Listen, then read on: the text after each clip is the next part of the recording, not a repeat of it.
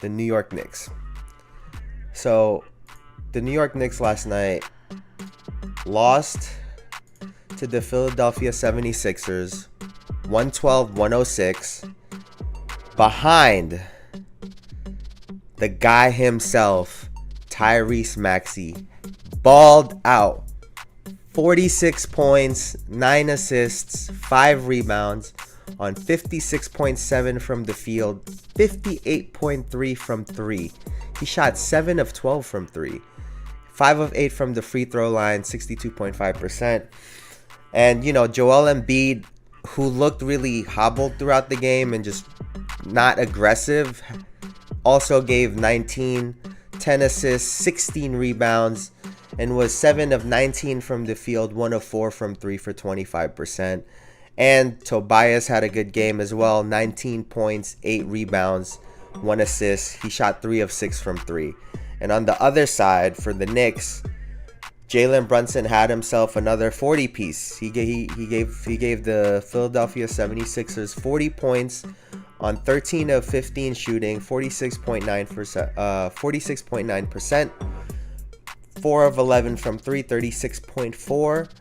Got to the line 9 times, made 6 of them, 66.7%. Also added 3 rebounds, 6 assists, and 3 steals. And, we got a little bit of scoring from McBride, who, like I said yesterday, I was expecting to have a good game from and try to relieve some pressure off of Brunson, which he was actually able to do. He gave 14 points, had another 4 assists. OG had himself a couple of threes, 2 of 5, and he had 17 points, 2 steals, 6 rebounds, 18 points for Josh Hart, 9 rebounds, 4 assists. Yeah, what a game, man. And I got a couple things, man. Listen, Tyrese Maxey had a hell of a game. He balled out. Like, I don't want to take anything away from him. He played great.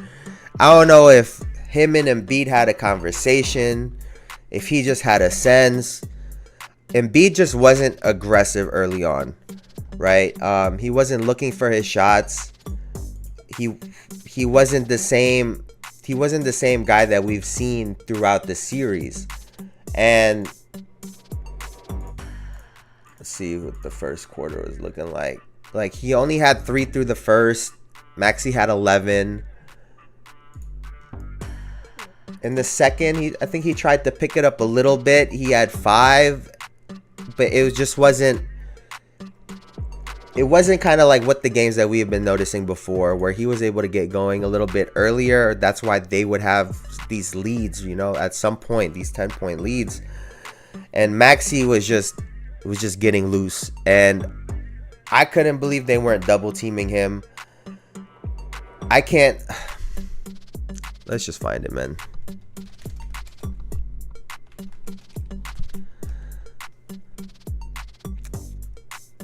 Like I said,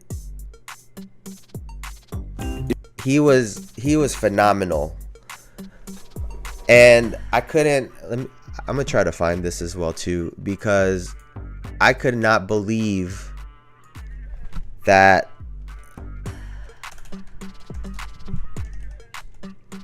throughout the game, every single time Jalen Brunson had Tobias Harris on him, it's like his eyes would get big, bro. He was just destroying him. And it's something that they used to do back in the day, the older NBA, where they would match up hunt and look for these mismatches and keep going at it until they double team them, or until they stop it. And when Brunson was getting going in the second and the third, he was getting a lot of these one-on-one situations on Harris, and he was just cooking him. But down the stretch, there were a couple scenarios where he had that and they decided to go for pick and rolls like this right here, right?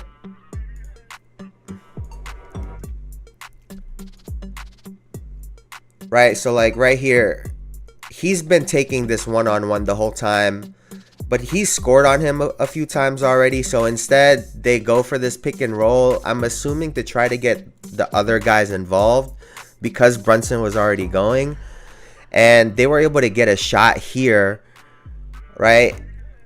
But, you know, it happened again a couple times. And their offense, especially Brunson, he wasn't finding some of those shots like he was before. And I think that they just started going to these pick and roll situations down the right side, and they just kept challenging Embiid, and Brunson hit a layup on him. But in the playoffs, when you're going against another star, especially the last minute of the game, you can't depend on a referee to make that decision, to choose a star, basically, to pick a side. Like, which star am I going to call the foul on? Especially with the term marginal contact that they've been going on and on about all these during the playoffs. You just can't depend on that. The other part to that is Joel Embiid is a good player, and he just decided to start dropping back a little bit and meeting Brunson at the rim instead of bumping Brunson early on, expecting to shoot that mid-range pull-up because he just kept attacking him. They never switched the side. They never got Brunson to his left hand going to the left. And, you know, like, I just wonder. The other part that you know, I was screaming about during the game was they never put Hartenstein back in the game during the fourth, or you know, I thought they would put him back in, but they just didn't. Instead, Mitchell Robinson was in there. He was really doing a great job on Embiid. You know, aside from the foul at the end of the game, which we'll get to in a little bit, he was doing a great job of containing Embiid one-on-one, tapping the ball consistently, and when Embiid was trying to post up, especially in those scenarios, I felt like Embiid was probably trying to draw fouls because he looked like he just had no energy. So I thought he was trying to draw fouls in that situation, and Robinson just did a good job of denying it. And although he was doing great, I felt like there were just moments where we really could have used some scoring with Hartenstein, especially with Embiid not being very aggressive and being more passive on defense. Maybe Hartenstein could have gotten some of those shots and freed up Brunson on some of these pick and roll situations. But it seems like Thibodeau just went with a more defensive lineup to try to close the series out, which, you know, I guess makes sense. He's a defensive coach and he trusts his guys on defense, and they just fell a little bit short. Let me see. I guess we can get to some of the. Here's another one. Here's one of these Brunson situations, man, where he just kept attacking it, and where Embiid is coming up high and Brunson attacks him, you know, they probably won't show it because Brunson didn't convert. What Embiid started doing was he would start meeting him a little bit lower, so Brunson doesn't have all of this room to get by him and get a clean look. So they were body to body at this point instead of Brunson having a wide open layup. And like I said, you can't expect the referees to consistently make that call, especially down the stretch, right? It was when they want to let players decide the game. But on top of that, you can't keep running it expecting a player like Joel Embiid to keep playing it the same way, right? It was as if they thought he would just keep doing this, and that just wasn't the case. And, you know, they didn't convert on some of those, which I thought was really, really crucial, man. And Tyrese Maxey was just having himself a ball game. Here's another thing, man, about these pick and rolls. I felt like Brunson was doing such a great job in isolation and getting shots. I just wish that they would have just let him go get this, because look at, it's a tough shot, granted, but you know. All right, and now let's just watch this final sequence, because I mean, it's gonna hurt my soul, but let's do it. All right, we go up by 6. There's 28.9. I'm like, all right, this is good. In my head, we're good, because it turns into a free throw game. Don't let them hit a 3. Force them to get a 2, and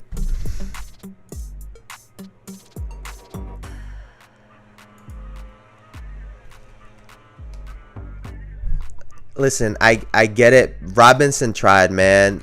I get that you can't foul in that situation, but he had hit so many threes. And he just so happened to get an end one. It's just, like I said, injured, like he's hobbled as well. So Mitchell Robinson, you know, he fought through this. He was doing a great job on defense. It's just one of those, that's just tough, man. His momentum just, look at this, man. What? Here, I could show this whole sequence actually.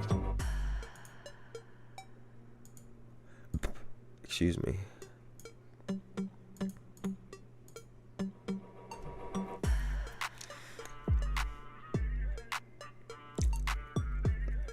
I could not believe what my eyes were showing me, man. It's one of those things where, as a fan of it, it's like there's no way, right? All right, here you go.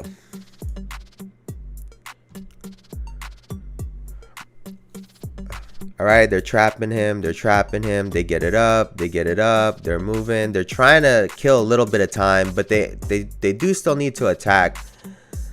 They did the smart thing of fouling Josh Hart, right? What is he? What is this guy?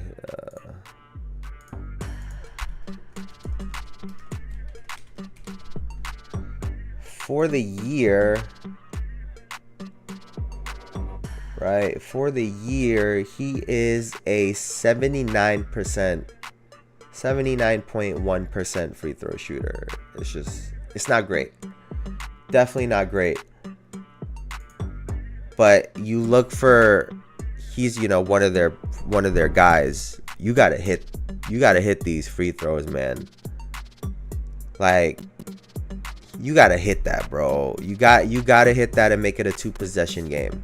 You gotta hit it and make it a 2-possession game. Clank the first one. That shit just rolls in. And here I was screaming, because he's been hot, right? And similar to like that, the Steph Curry shot on OKC, it's granted, great players are gonna make great plays and they're gonna recognize stuff, but especially nowadays, you gotta meet these guys at half court. Maxey likes to shoot long shots. Maybe not like Steph and Dame, but he likes to shoot long shots. And he just gets a clean look. Like, he just gets a clean look, man. And here, Brunson's trying,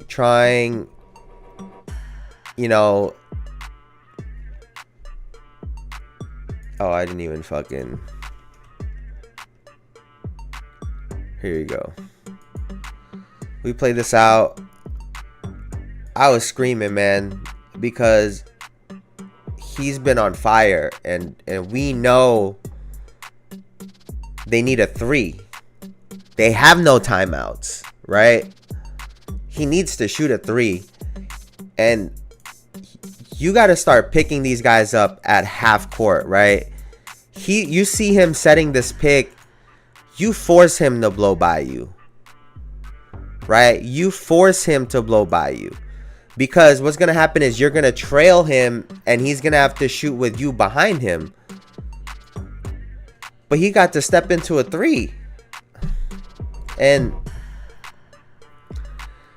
you know, Brunson trying to hunt another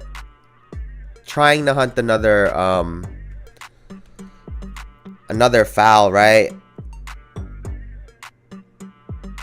Funny thing is, a situation like this in transition is probably where I would have rather him get a pick and roll rather than the times he was getting pick and rolls at the end of that game. It's just tough. It's just tough, man. And then I guess the only other part that I kind of want to look at is this. Let's see, if we could take a look at this last.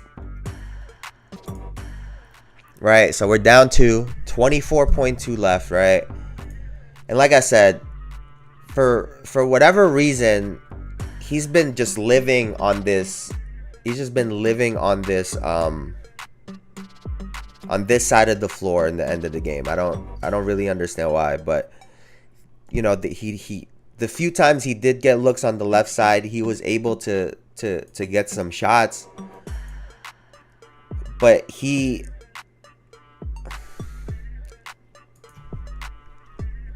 was trying to get a shot off because of, you know, to get some time, to get a stop and hopefully get the ball back. This is a situation where I felt like he could have tried to get in his bag a little bit, and you know, Batum was gonna block it, mishandled it, and from there it was pretty much over. From there it's pretty much over. And that's kind of someone when you're 6'2", and you know they put someone with height on you. Sometimes these sidesteps and step backs, they only work so far, and you got to hit tough shots. And that's where a situation where, God, you wish he was 6'6", because he would have been able to rise a little bit over that. But you know, you live with it.